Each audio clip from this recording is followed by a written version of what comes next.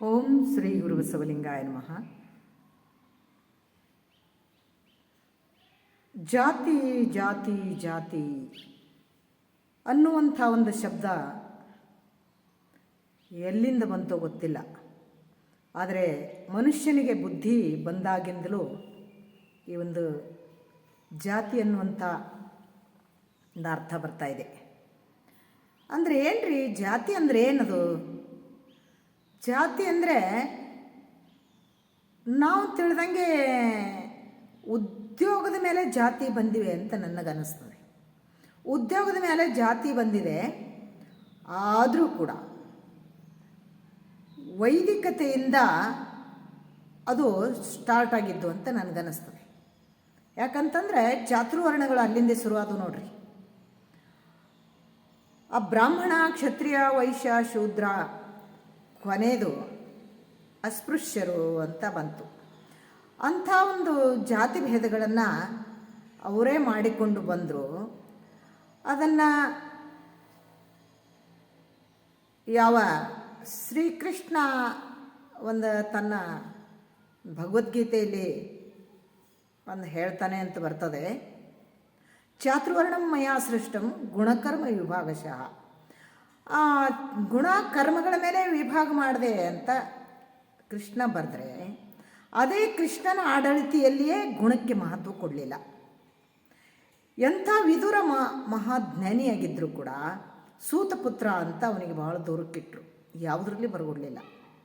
ಅದೇ ವ್ಯಾಸನ ಮಗನೇ ಅವನು ಕೂಡ, ಆದರೆ ದಾಸಿ ಹೊಟ್ಟೆಯಿಂದ ಹುಟ್ಟದ. ಆದರೆ ಇವರು ಈ ಒಂದು ನಿಯೋಗ ಪದ್ಧತಿಯಿಂದ ವ್ಯಾಸನ ಮಕ್ಕಳು ರಾಣಿಯರಲ್ಲಿ ಹುಟ್ಟಿದರು, ಧೃತರಾಷ್ಟ್ರ ಮತ್ತು ಪಾಂಡು. ವಿದುರ ದಾಸಿ ಹೊಟ್ಟೆಯಿಂದ ಹುಟ್ಟದ ಅಂತ ತಿಳ್ಕೊಂಡು ಅವನಿಗೆ ಅಷ್ಟೊಂದು ದೂರ ಇಳ್ಳಾಯಿತು. ಮತ್ತೆ ಹೇಳೋದು ಭಗವದ್ಗೀತೆಯಲ್ಲಿ ಹೀಗಂತ, ಅದಕ್ಕಂತಲೇ ವಿಪ್ರರು ನುಡಿದಂತೆ ನಡೆಯರು, ತಮಗೊಂದು ಬಟ್ಟೆ ಶಾಸ್ತ್ರಕ್ಕೊಂದು ಬಟ್ಟೆ ಅಂತ ಬಸವಣ್ಣವ್ರು ಹೇಳಿದರು. ಅವರು ಈ ಸಮಾಜಶಾಸ್ತ್ರ ನೋಡಿದರೆ, ನಮ್ಮ ಅಪ್ಪಾಜಿ ಹೇಳ್ತಿದ್ರು, ನಮ್ಮ ಗುರುಗಳು, ಸಮಾಜಶಾಸ್ತ್ರ ನೋಡಿದರೆ ಅದರಲ್ಲಿ ಸರಿ ಇಲ್ಲ. ಈ ಒಂದು ರಾಮಾಯಣ ಮಹಾಭಾರತದಲ್ಲಿ ಅನೇಕ ರೀತಿಯಿಂದ ಆ ಒಂದು ಸೂತ ಪುತ್ರ, ಆ ಪುತ್ರ, ಈ ಪುತ್ರ ಅಂತ ಬಡ್ದಿಡ್ತಾನೆ ಬಂದರು. ಹೆಣ್ಮಕ್ಳನ್ನಂತೂ ತಮಗೆ ಮನಸ್ಸಿಗೆ ಬಂದಂಗೆ ಉಪಯೋಗ ಮಾಡಿಕೊಂಡ್ರು. ಅವ್ರಿಗೆ ಜೂಜಿಗೆ ಹಚ್ಚಿ ಆಡೋದೇನು, 5 ಮಂದಿ ಅವ್ರಿಗೆ ಲಗ್ನ ಆಗೋದೇನು, ತಮಗೆ ಯಾವಾಗ ಬ್ಯಾಡ ಅನ್ನಿಸ್ತದ ಬಿಡೋದೇನು, ಈ ಅನೇಕ ರೀತಿಯಲ್ಲಿ ಅವರು ಮಾಡ್ಕೊಂಡು ಬಂದರು. ಆದರೆ ಚಾತುರ್ವರ್ಣಗಳು ಕೂಡ ಅವರು ಮಾಡಿ ಅದರಲ್ಲಿ ಭಾಗಿಸಿದರು. ಅಸ್ಪೃಶ್ಯರಿಗಂತೂ ಭಾಳಷ್ಟು ದೂರ ಇಟ್ಟರು, ಭಾಳಷ್ಟು ಕಷ್ಟ ಕೊಟ್ಟರು. ಅದನ್ನು ಬಸವಣ್ಣನವರು ಭಾಳಷ್ಟು ಪ್ರಯತ್ನ ಪಟ್ಟರು, ಅದನ್ನು ಹೊಡೆದು ಹಾಕಲಿಕ್ಕೆ, ಸಮಾನತೆ ತರಲಿಕ್ಕೆ ಭಾಳಷ್ಟು ಪ್ರಯತ್ನ ಪಟ್ಟು ಕೊನೆಗೆ ಸಕ್ಸಸ್ ಆದರು. ಯಾಕಂತಂದರೆ ಯಾವ ಅನುಭವ ಮಂಟಪ ಅನ್ನುವಂಥ ನಮ್ಮ ಒಂದು ದೇಶದ ಅಲ್ಲ, ಜಗತ್ತಿನ ಮೊಟ್ಟ ಮೊದಲ ಪಾರ್ಲಿಮೆಂಟ್ ಒಂದು ಸಂಸತ್ ಭವನ. ಅದು ಸಂಸತ್ ಭವನ ಅಲ್ಲಿಂದ ಇಲ್ಲಿ ತನಕ ಕೂಡ ಆ ಸಂಸತ್ ಭವನದಲ್ಲಿ ಯಾವ ಒಂದು ಜಾತಿ ಭೇದ ಇಲ್ಲ, ಲಿಂಗ ಭೇದ ಇಲ್ಲ, ಅಂದರೆ ಹೆಣ್ಣು ಗಂಡು ಅನ್ನೋ ಭೇದ ಇಲ್ಲ, ಸಣ್ಣವ ದೊಡ್ಡವನ್ನ ಭೇದ ಇಲ್ಲ, ಮತ್ತು ಈ ಒಂದು ವರ್ಗ ಭೇದ, ಶ್ರೀಮಂತ ಬಡವ ಅನ್ನುವಂಥ ಭೇದ ಇಲ್ಲ, ಸನ್ಯಾಸಿ ಸಂಸಾರಿ ಅನ್ನುವಂಥ ಭೇದ ಇಲ್ಲ. ಇವು ಯಾವುದೇ ಭೇದಗಳಿಲ್ಲದೆ, ಜಾತಿ ಭೇದಗಳಿಲ್ಲದೆ ಅನುಭವ ಮಂಟಪದಾಗ ಎಲ್ಲರೂ ಕುಂತ್ರಲ್ಲ. ಧಾರ್ಮಿಕವಾದಂಥ ಪ್ರಜಾಪ್ರಭುತ್ವ ಅದು. ಅಂಥ ಧಾರ್ಮಿಕತೆಯಲ್ಲಿ ಪ್ರಜಾಪ್ರಭುತ್ವವನ್ನು ತಂದು ಎಲ್ಲರಿಗೂ ಕೂಡ ಒಂದು ಮಾತು ಕಲಿಸಿದ್ರು ಅಷ್ಟೇ ಅಲ್ಲ, ಅವರು ಯಾವ ಒಂದು ಮಟ್ಟದಲ್ಲಿ ಇದ್ದರು ಅನ್ನೋದಕ್ಕೆ ಇವತ್ತು ಅವರು ವಚನಗಳನ್ನು ಓದಿದಾಗ ನಮಗೆ ಗೊತ್ತಾಗ್ತದೆ. ಅಂಥ ಸಾವಿರಾರು ಜನರನ್ನು ಮಹಾತ್ಮರನ್ನಾಗಿ ಮಾಡಿದ್ರಲ್ಲ ಬಸವಣ್ಣವರು, ಅದು ಸಕ್ಸಸ್. ಅದಕ್ಕೆ ಅಂಥ ಒಂದು ಜಾತಿಯನ್ನು ಹೊಡೆದು ಓಡಿಸಿದಂಥ ಬಸವಣ್ಣನವರು ತಮ್ಮ ಕಾಲದಲ್ಲೇನೋ ಸಕ್ಸಸ್ ಆದರೂ ಅದನ್ನು ಹಾಗೇ ನಡೆಸಿಕೊಂಡು ಬಂದಿದ್ದಾದರೆ ಇನ್ನೂ ಎಷ್ಟು ಪರಿಣಾಮ ಆಗ್ತಿತ್ತೋ. ಆದರೆ ಹಾಗೇ ನಡೆಸಿಕೊಂಡು ಬರಲಿಲ್ಲ ಈ ನಮ್ಮ ಅನುಯಾಯಿಗಳು. ಇವರು ಮತ್ತೆ ಜಾತಿಯನ್ನು ವ್ಯವಸ್ಥಿತವಾಗಿ ಬಸವ ತತ್ವದಿಂದಲೇ ಜಾತಿ ಗಟ್ಟಿಗೊಳಿಸಿದ್ರು. ಜಂಗಮರು, ಭಕ್ತರು ಅಂತೆಲ್ಲ. ಮತ್ತು ಮುಂದೆ ಮುಂದೆ ಬಂದಂತೆ ಅದು ವಚನ ಸಾಹಿತ್ಯ, ವಚನ ಸಿದ್ಧಾಂತ ಅದು ಒಂದು ರೀತಿಯಲ್ಲಿ ಏನು ಯಾರಾದರೂ ಅದನ್ನು ಹಾಳು ಮಾಡ್ತಾರೆ ಅಂತ ತಿಳ್ಕೊಂಡು ಅಲ್ಲಲ್ಲೇ ಮಠಮಾನ್ಯಗಳಲ್ಲಿ ಲಿಂಗವಂತರ ಮನೆಯಲ್ಲಿ ಅದನ್ನು ಸಂಪೂರ್ಣವಾಗಿ ಮುಚ್ಚಿಡಲ್ಪಡ್ತು. ಅಂಥ ಅಜ್ಞಾತದಲ್ಲಿರುವಂಥ ವಚನ ಸಾಹಿತ್ಯದ ಒಂದು ಅನುಪಸ್ಥಿತಿಯಲ್ಲಿ ಮತ್ತೆ ಬಂದು ಸೇರಿಕೊಂಡು ನೋಡ್ರಿ, ಜಾತಿ ಇವೆಲ್ಲ ವರ್ಗ ವರ್ಣಭೇದ ಎಲ್ಲ ಸೇರಿಕೊಂಡು ಲಿಂಗಭೇದ. ಅದಕ್ಕಿಂತಲೇ ನಾವು ನೋಡ್ತೀವಿ ಅಂಬೇಡ್ಕರನ್ನು ಕೂಡ ಎಷ್ಟೊಂದು ಹಿಂಸಿಸಿದರು, ಎಷ್ಟೊಂದು ಕಷ್ಟ ಕೊಟ್ಟರು, ಎಷ್ಟೊಂದು ಅವಮಾನಿಸಿದರು. ಎಂಥ ದಿಗ್ಗಜ ವ್ಯಕ್ತಿ ಅಂಬೇಡ್ಕರ್ ಅಂತಂದರೆ ಇವತ್ತು ಜಗತ್ತಿನಲ್ಲೇ ಗುರುತಿಸುವಂಥ ಒಬ್ಬ ವ್ಯಕ್ತಿ. ಅಂಥ ಅಂಬೇಡ್ಕರು 32 ಡಿಗ್ರಿಗಳನ್ನು ಪಡೆದರು. ಈ 4 ಸಲ ಈ ಒಂದು ಡಾಕ್ಟ್ರೇಟ್ ಪದವಿಯನ್ನು PhD ಮಾಡಿಕೊಂಡ್ರು, ಡಿಲಿಟ್ ಪದವಿ ಪಡೆದ್ರು, ಸಂವಿಧಾನವನ್ನು ಬರೆದ್ರು. ಎಲ್ಲ ಸದಸ್ಯರಿದ್ದರೂ ಕೂಡ ಅಂಬೇಡ್ಕರ್ ಮೇಲೇ ಹಾಕ್ತಿದ್ರು ಎಲ್ಲರೂ.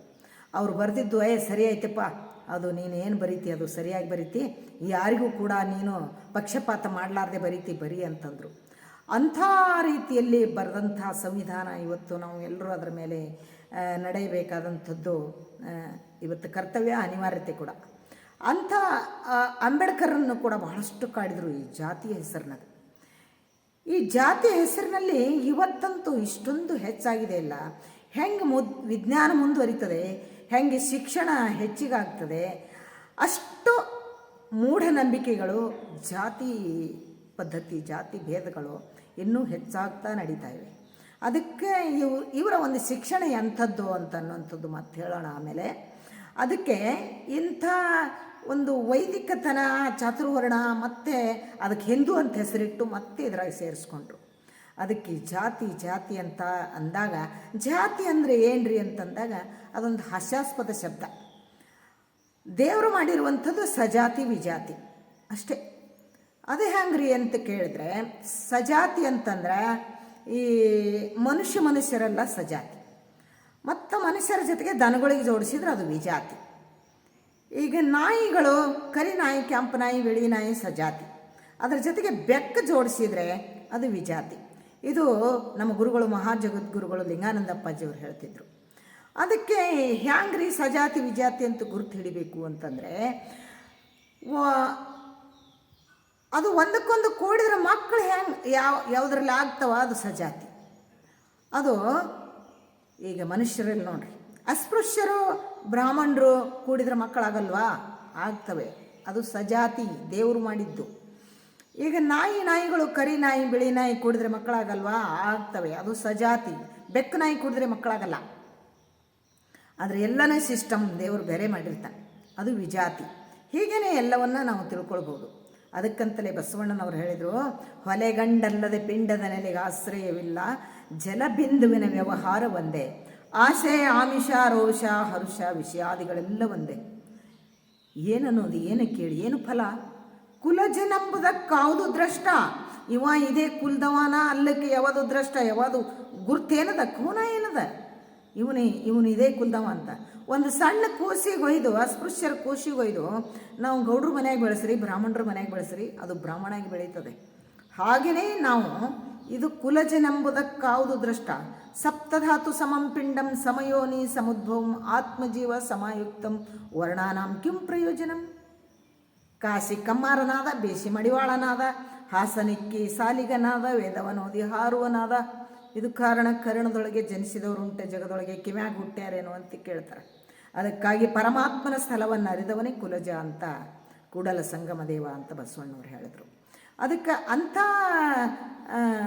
ಹೊಲಸು ಕಾಣಲಾರ್ದೇ ಈ ಪಿಂಡ ಉತ್ಪತ್ತಿ ಆಗಲಿಕ್ಕೆ ತಯಾರೇ ಸಾಧ್ಯನೇ ಇಲ್ಲ. ಅದು ವಿಜ್ಞಾನದಲ್ಲಿಯೂ ಕೂಡ, ಅಧ್ಯಾತ್ಮದಲ್ಲಿಯೂ ಕೂಡ. ಈ ಪಿಂಡ ತಾಯಿ ಗರ್ಭದಲ್ಲಿನೇ ಬೆಳಿಬೇಕು, ಆ ಹೊಲಸಿನಲ್ಲಿನೇ ಅದು ಬೆಳೆದು ಉತ್ಪತ್ತಿ ಆಗಬೇಕು. ಮತ್ತು ಸಪ್ತಧಾತು ಸಮಂ ಪಿಂಡಂ ಸಮಯೋನಿ ಸಮುದ್ಭವಂ, ಎಲ್ಲವೂ ಸಮನಾಗಿ ಯೋನಿಯಿಂದಲೇ ಹೊರಗೆ ಬರುವಂಥದ್ದು. ಎಲ್ಲ ಪಿಂಡಗಳು ಕೂಡ ಯೋನಿಯಿಂದಲೇ, ಯೋನಿ ಮುಖಾಂತರವೇ ಉದ್ಭವಿಸುವಂಥವು, ಜನ್ಮ ತಾಳುವಂಥವು. ಅದಕ್ಕೆ ಸಪ್ತಧಾತು ಸಮಂ ಪಿಂಡಂ, ಸಪ್ತಧಾತುಗಳೆಲ್ಲ ಸಮವಾಗಿ ಆ ಪಿಂಡದಲ್ಲಿ ಸಮಾವೇಶಗೊಂಡಿರ್ತವೆ.